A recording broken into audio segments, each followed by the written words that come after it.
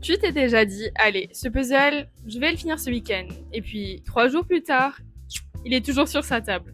Si ça t'est déjà arrivé, rassure-toi, tu n'es pas seul. Parce qu'en réalité, on sous-estime presque toujours le temps qu'il faut pour terminer un puzzle. Et ce temps dépend de beaucoup plus de choses que du simple nombre de pièces. Alors aujourd'hui, on va répondre à la grande question. Combien de temps faut-il pour faire un puzzle de 500, 1000 ou 2000 pièces? Est-ce qu'il existe une réponse universelle? La réponse est non. Désolé de vous décevoir. 2 personnes peuvent avoir 2 fois plus de temps l'une que l'autre sur exactement le même puzzle, et c'est pas parce que l'une est meilleure que l'autre. Plusieurs facteurs entrent en jeu. D'abord, ton expérience. Si tu fais du puzzle régulièrement, tu développes naturellement des automatismes. Tu repères plus vite les formes, tu sais où chercher certaines pièces et tu perds beaucoup moins de temps. Et surtout, je vais te donner quelques conseils pour avancer plus efficacement sans pour autant perdre le plaisir de faire du puzzle. Ensuite, il y a évidemment l'image selon les détails, les nuances de couleurs, la taille des pièces, tout ça peut faire varier le temps qu'on y passe. Donc la qualité du puzzle joue aussi énormément. Des pièces qui sont par exemple bien découpées et faciles à reconnaître rendent l'expérience beaucoup plus fluide. Et enfin, ta méthode fait toute la différence. Est-ce que tu prends le temps de trier tes pièces? Est-ce que tu construis les bordures en premier? Ou est-ce que tu te plonges directement dans le tas? Tout ça finalement, ça influence énormément le temps final. Combien de temps pour un puzzle de 500 pièces? Le 500 pièces est souvent le format idéal pour commencer. C'est aussi un excellent choix si tu veux passer une soirée détente sans pour autant que ça te prenne une semaine. En moyenne, si tu débutes, il faut compter environ 4 heures. Et si tu as déjà un peu d'expérience, tu peux souvent le terminer en 2 heures. Et les personnes les plus expérimentées arrivent parfois à le finir en seulement 1 heure.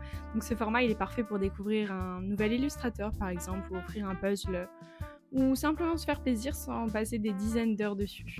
Passons maintenant au célèbre puzzle de 1000 pièces. Donc c'est probablement le format le plus populaire, aussi celui qui surprend le plus de monde. Beaucoup pensent qu'ils vont simplement faire 2 fois un puzzle de 500 pièces, mais en réalité c'est pas du tout comme ça que ça fonctionne.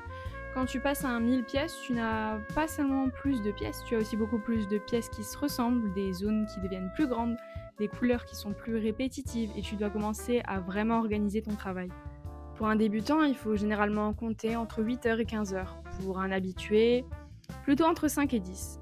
Et les plus rapides peuvent parfois terminer à 1000 pièces en moins de 6 heures. C'est aussi à partir de ce format que chacun développe sa propre méthode finalement. Certains commencent systématiquement par les bordures, d'autres préfèrent trier toutes les couleurs. Et il y a ceux qui construisent directement les personnages, les bâtiments ou les aimants les plus reconnaissables avant de s'attaquer au reste. Il n'y a pas une seule bonne méthode. L'important, c'est de trouver celle qui te fait gagner du temps tout en gardant le plaisir. Passons maintenant au puzzle 2000 pièces. Donc là, on change complètement de catégorie. Un puzzle 2000 pièces, c'est pas simplement une activité du week-end, c'est souvent un vrai projet. Faut prévoir de la place, de l'organisation, faut avoir de la patience. Et en moyenne, un débutant, il mettra entre 20 heures et 40 heures. Donc une personne, même qui fait des puzzles régulièrement, tournera plutôt autour de 15 à 25 heures. Et même les plus expérimentés dépassent souvent les 6 heures d'assemblage. Ce qui rend ces puzzles si exigeants, c'est pas seulement leur taille, c'est le temps passé à chercher certaines pièces, les immenses zones similaires et la concentration qu'il faut maintenir sur plusieurs jours. Mais c'est aussi ce qui rend la satisfaction finale aussi incroyable. Donc quand tu poses la toute dernière pièce d'un 2000 pièces, t'as vraiment l'impression d'avoir accompli quelque chose. Alors, comment gagner du temps? Si tu veux avancer plus efficacement, il existe quelques habitudes qui changent vraiment la donne. La première, c'est de prendre quelques minutes pour trier les pièces avant de commencer. Ça peut sembler long au départ, mais tu récupères largement ce temps pendant l'assemblage. Ensuite, commence par construire les bordures du puzzle. Tu délimites immédiatement ton espace de travail et tu visualises beaucoup mieux l'image. Travaille ensuite par zone. Donc tu vas repérer des bâtiments, des éléments de couleur, des arbres.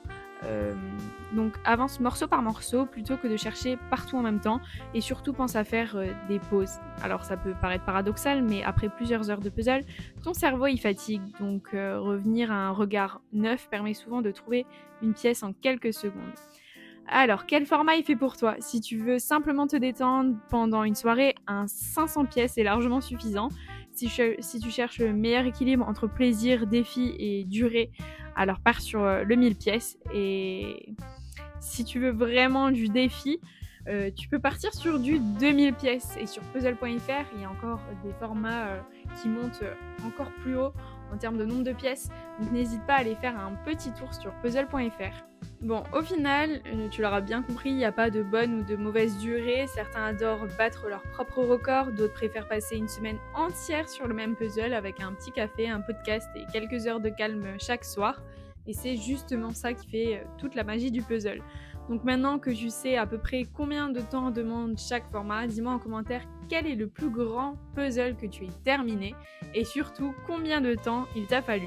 Je suis curieuse de savoir. Si cette vidéo t'a plu, pense à liker la vidéo et à t'abonner. À bientôt, bye bye!